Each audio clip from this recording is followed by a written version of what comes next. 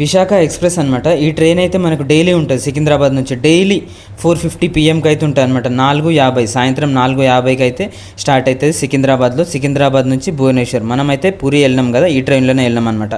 మేమైతే కుర్దాలో దిగినాం అనమాట. అది సంగతి. ఇగో చూస్తున్నారు కదా, మనకైతే సైడ్ అప్పర్ వచ్చిందనమాట. ఇగో ఒక రగ్గు గొంగళి లాంటిది. ఇగో ఈ కవర్లోనేమో 2 బ్లాంకెట్స్ ఉన్నాయి, తెల్లవి ఉన్నాయి కదా కప్పుకునేటివి. మీరు కప్పుకోండి, కిందనైనా వరుసుకోండి. ఎందుకంటే ఇవి నిజంగా వర్తు. ఎందుకంటే ఫుల్ చలి పెడుతుంది. అందులో 2 ఉన్నాయి అన్నమాట. South central railway Secunderabad division wish you happy journey. అందులో 2 ఉన్నాయి. ఒకటి కప్పుకోవడానికి, ఒకటి పరుచుకోవడానికి. ఇంకా దాని మీద ఇక రగ్గు మీ ఇష్టం. ఇక మీ స్టీల్ బాడీ అయితే మీకు అవసరం లేదు.